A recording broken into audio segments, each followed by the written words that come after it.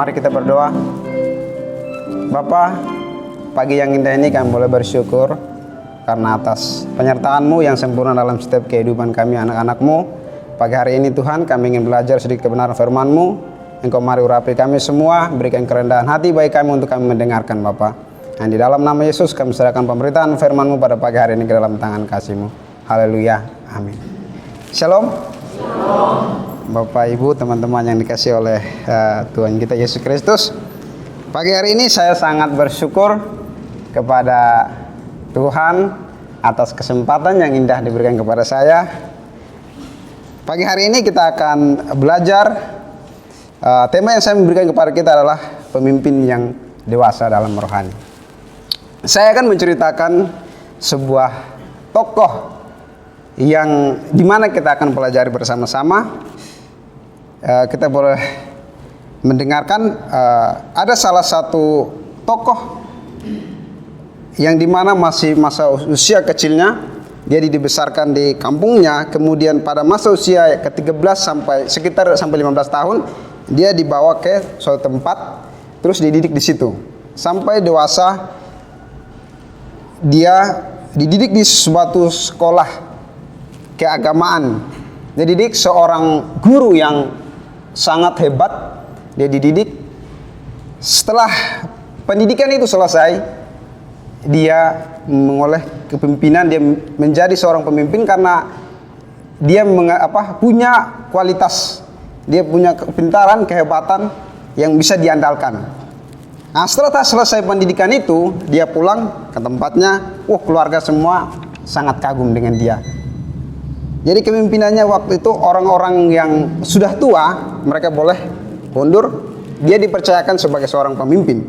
Pada suatu ketika terjadilah suatu peristiwa di mana dia juga terlibat di dalamnya. Dan dia juga sangat bangga dengan itu karena apa? Apa yang dia tekuni sesuai dengan peristiwa yang terjadi itu. Dia mau seperti itu yang terjadi. Dia juga menyaksikan setelah selesai peristiwa itu, dia mengambil suatu keputusan, mengambil surat izin untuk surat kuasa untuk dia pergi ke suatu tempat untuk menjalankan tugas keagamaannya itu. Dia sampai di suatu tempat itu, belum sampai ke kampungnya, tiba-tiba dia mendapat suatu tantangan di mana dia sendiri merasa bingung. Ketika sampai dekat kampung itu, dia merasa suatu cahaya yang begitu besar menyinari dia, mengelilingi dia, dia rebah dengan jatuh. Di situ dia bertanya. Ada suara yang datang kepada dia dan dia bertanya, "Siapakah engkau?" Tuhan. Selama ini dia mengajarkan Tuhan, tetapi dia sendiri bingung. Saya melihat kalau waktu itu ada teman-teman rekan sekerja di situ pasti bertanya, kok selama ini dia sebagai seorang pemimpin, kok sekarang dia bertanya seperti itu, siapakah engkau Tuhan? Terus waktu Tuhan menjawab, akulah Tuhan Yesus yang kamu aniaya itu. Mari saya mengajak kita untuk membuka Alkitab kita di dalam Filipi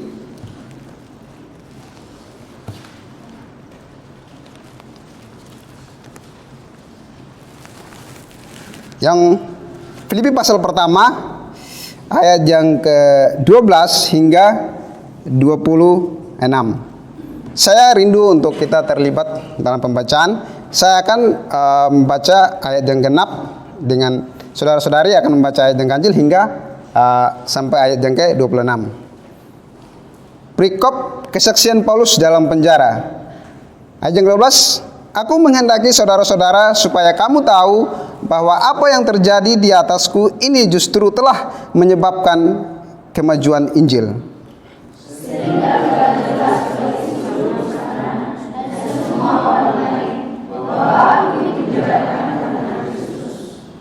Dan kebanyakan saudara dalam Tuhan telah beroleh percaya karena pengajaranku untuk bertambah berani berkata-kata tentang firman Allah dengan tidak takut.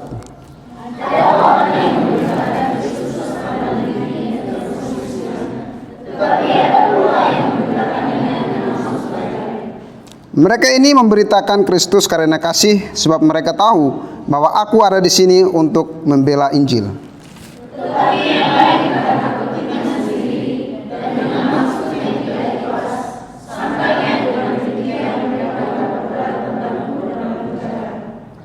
Tetapi tidak mengapa, sebab bagaimanapun juga Kristus diberitakan, baik dengan maksud palsu maupun dengan jujur.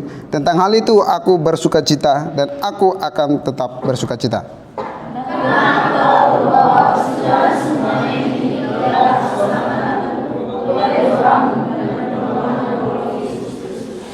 Sebab yang sangat kurindukan dan kuharapkan ialah bahwa aku dalam segala hal tidak akan beroleh malu, melainkan seperti sedia kala. Demikian pun sekarang, Kristus dengan nyata dimuliakan di dalam tubuhku, baik oleh hidupku maupun oleh matiku.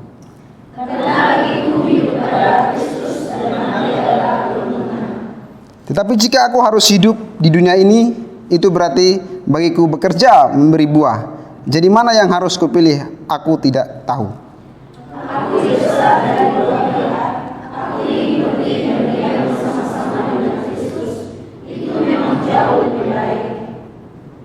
Tetapi lebih perlu untuk tinggal di dunia ini karena kamu.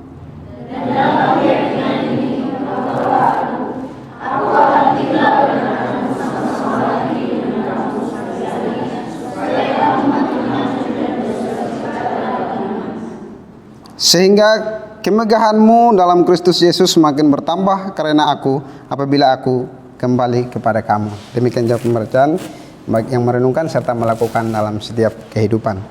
Ya, seperti yang saya ceritakan tadi, kisah tentang Paulus, di mana Paulus dididik oleh Gamaliel, guru besarnya, di mana di tempatnya di Yerusalem.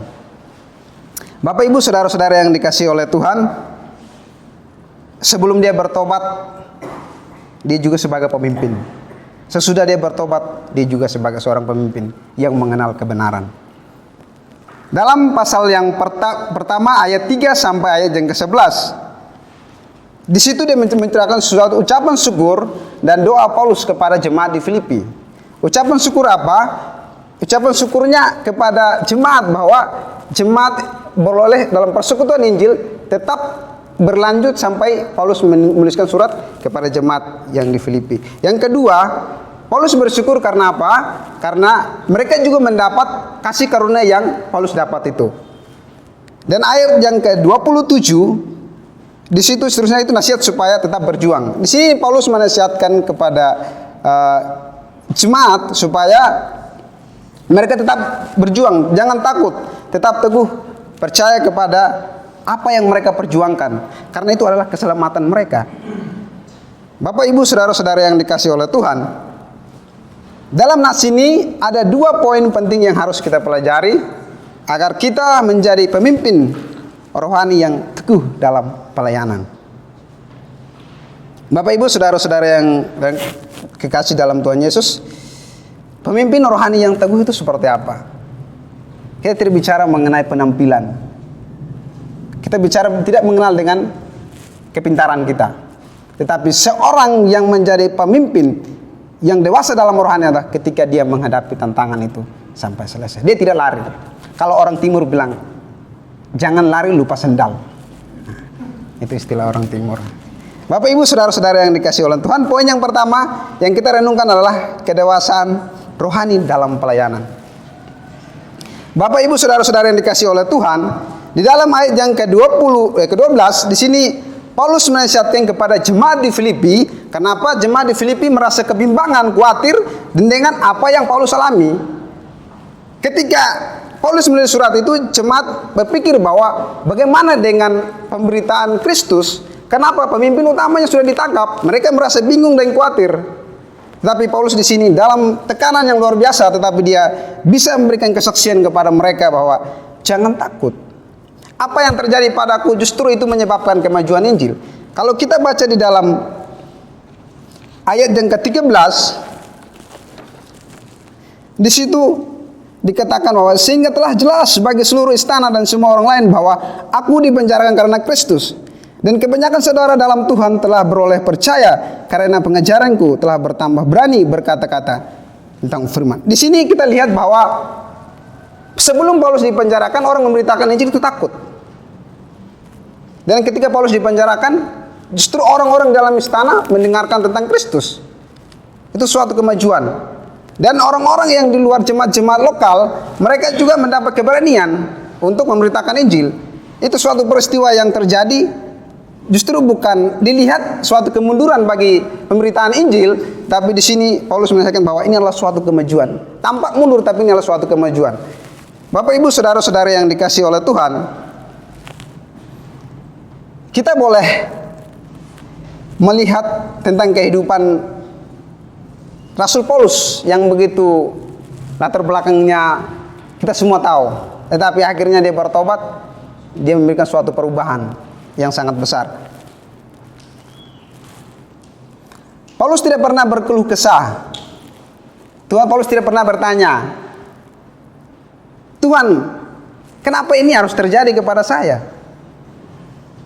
Paulus tahu hidupnya, bahwa dia hidup untuk Tuhan. Seperti yang dikatakan di dalam ayat yang ke-21, karena bagiku hidup adalah Kristus dan mati adalah keuntungan. Suatu ilustrasi yang diberikan waktu kami kuliah, diberikan Pak Sabto. Katakan, ketika saya membeli jajan di Butami, ketika saya membeli habis, saya bawa datang dan saya injak-injak. Butami marah enggak? Enggak, sudah jadi miliknya. Saya berhak. Begitu juga dengan kehidupan kita. Rasul Paulus mengalami seperti itu. Saya adalah milik Kristus. Bagaimana kita jalankan itu? Kita sadari bahwa pengorbanan Tuhan, kita sekarang tidak punya apa-apa. Semua yang kita miliki punya Tuhan. Itu yang Rasul Paulus memiliki kepemimpinan dalam rohani yang sangat dewasa. Kita harus membentuk karakter Kristus dalam hidup kita seperti Rasul Paulus, walaupun itu susah. Tetapi kita harus berjuang. Pemimpinan rohani yang dewasa tidak akan menyerah. Memang dalam proses harus jatuh bangun. Tapi apakah kita tetap bertahan? Kita harus belajar terus. Jangan putus asa. Kalau kita baca dalam Korintus pasal 15 ayat yang ke-10, di situ Paulus berkata bahwa karena kasih karunia aku adalah sebagaimana aku ada sekarang, dan kasih karunia yang dianugerahkan kepadaku tidak sia-sia. Sebaliknya, aku bekerja lebih keras daripada mereka semua. Tetapi bukan aku, melainkan kasih karunia. Kasih karunia. Paulus mengatakan di sini 3 kali kasih karunia. Semua yang dia lakukan, apa yang dia rasakan, itu semua kasih karunia. Kita harus sadari itu bahwa dalam kehidupan kita tidak ada artinya. Apakah kita melihat salib Tuhan, atau kita melihat dunia yang ada? Itu tantangan bagi kita. Apakah kita menyadari bahwa saya ini adalah milik Kristus? Apa yang saya harus lakukan dalam pelayanan saya? Pak Andre sering bertanya kepada saya, Dion, ya Pak, kamu kuliah dari sini, usiamu berapa? Saya bilang usia saya sekian. Pelayananmu berapa tahun? Saya bertanya, oh iya ya. Pelayanan saya berapa tahun? Waktu yang Tuhan berikan saya tidak tahu. Apakah saya melayani lama atau tidak? Waktu kita tidak tahu. Jadi kesempatan yang ada ini bagaimana kita manfaatkan. Seperti Rasul Paulus katakan bahwa karena bagiku hidup adalah Kristus, mati adalah keuntungan. Bukan berarti Rasul Paulus tidak memikirkan kematian kehidupannya. Tapi dia tahu. Kita tahu bahwa Rasul Paulus begitu termasuk di dalam suatu organisasi Kristus yang begitu kokoh. Dia menyatu di dalam hal itu. Jadi dia mengatakan, dia tidak rasa apapun yang terjadi, tapi dia tahu bahwa selesai dari itu adalah keselamatan. Bapak Ibu saudara-saudara yang dikasihi oleh Tuhan,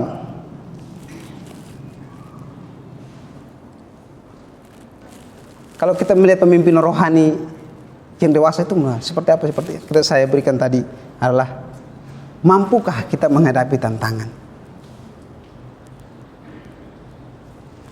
Bapak Ibu saudara-saudara yang dikasihi oleh Tuhan,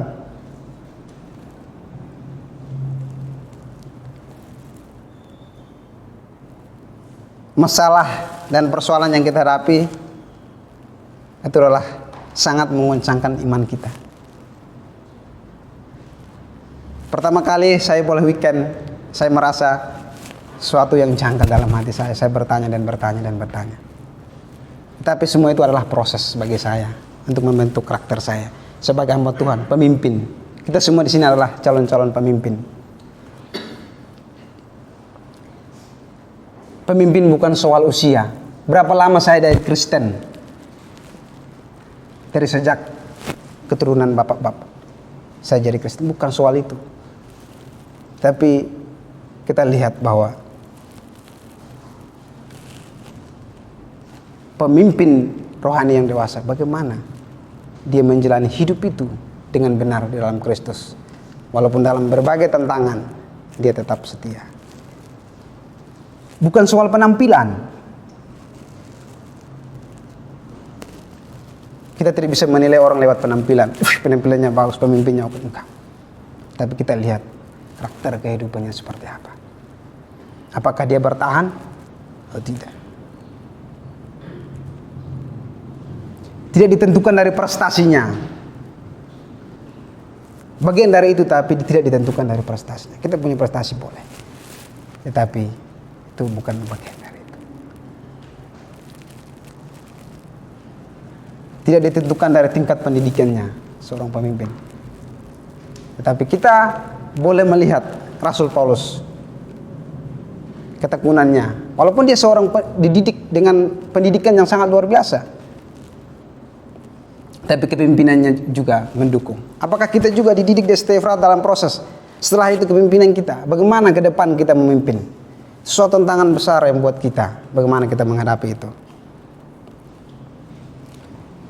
Bapak Ibu saudara-saudara yang khusus Tuhan, kadang-kadang kerohanian kita mundur. Itu karena apa? Kita lemah terhadap godaan.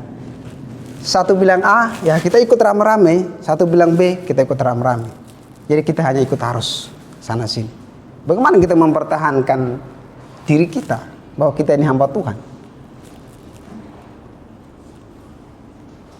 Kita cenderung kompromi dengan kesalahan.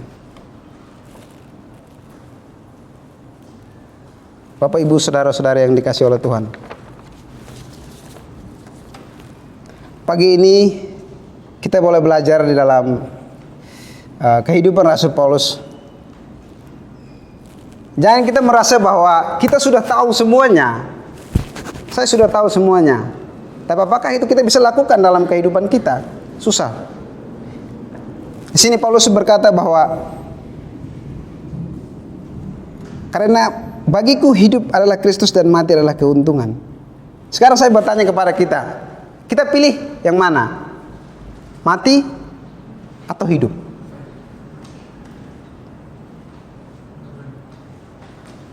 Saya lebih milih mati. Kenapa? Kalau mati beres, saya bertemu dengan Tuhan Yesus.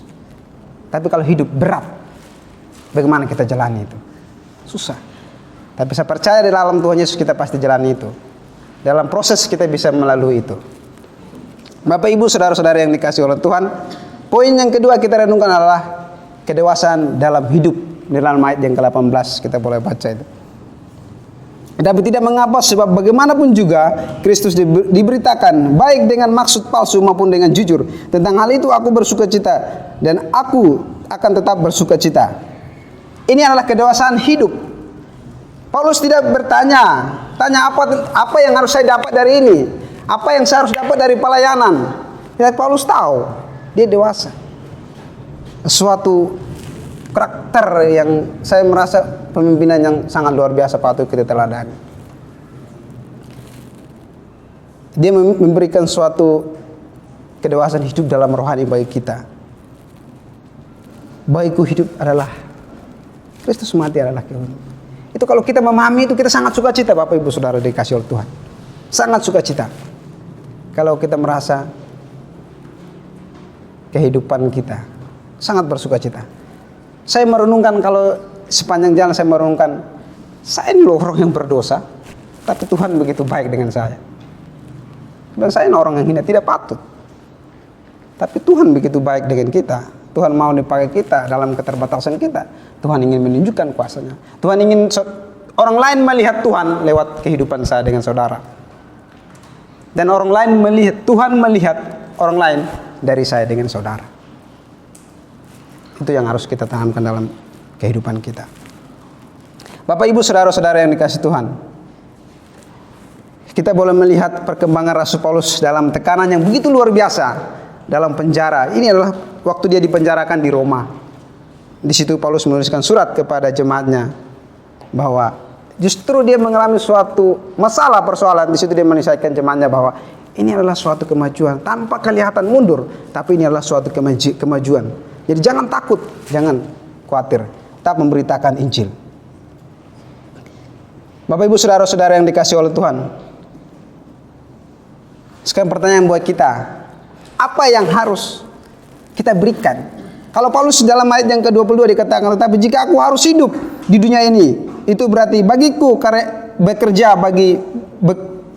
bekerja memberi buah. Jadi mana yang harus kupilih? Aku tidak tahu. Kita harus hidup memberi buah atau tidak? Itu suatu pertanyaan bagi kita semua. Visi apa setelah saya pendidikan ini? Apa yang harus saya kerjakan? Kita boleh baca di dalam ayat 25 sampai 26. Di situ dikatakan, dan dalam keyakinan itu, ini tahulah aku akan tinggal dan akan bersama-sama lagi dengan kamu sekalian supaya kamu makin maju dan bersukacita dalam iman. Kita boleh lihat Paulus punya visi. Ketika dia keluar dari penjara, dia akan mau tinggal dengan jemaatnya untuk memimpin mereka pertumbuhan iman mereka. Bapak Ibu saudara-saudara yang dikasih oleh Tuhan, kita belajar dari karakter kepemimpinan Paulus. Paulus sangat mempengaruhi dengan tindakan, bukan dengan teori. Paulus mempengaruhi bukan dengan teori. Walaupun dia pintar, tetapi lewat tindakan ini, dia dipenjarakan, dia dianiaya, justru itu menyebabkan kemajuan Injil. Bukan dengan teori. Sering Pandre katakan bahwa saya sekarang terima banyak bicara. Saya akan lihat kalau memang itu baik, berarti kalian harus ikut. Dia ingin buktikan bahwa keteladanan hidup itu yang sangat memberikan perubahan. Kalau kita cuma bicara-bicara, tidak akan perubahan. Bapak Ibu saudara-saudara yang dikasih oleh Tuhan, bagaimana dengan kita saat ini dalam proses, dalam pekerjaan kita, kehidupan kita? Apa yang harus kita lakukan? Visi ke depan seperti apa? Bapak Ibu saudara-saudara yang dikasih oleh Tuhan, orang yang dewasa dalam rohani, yang pertama adalah kedewasaan rohani dalam pelayanannya. Dia tidak memikirkan apa yang saya dapat, tapi apa yang saya berikan. Yang kedua, kedewasaan dalam hidup. Dia tidak mementingkan diri sendiri, tapi dia mementingkan orang lain juga. Dia mau orang lain juga mendapat keselamatan yang diberikan kepadanya. Itu yang dia inginkan di dalam kehidupannya. Sebagai kesimpulan kita pada pagi hari ini,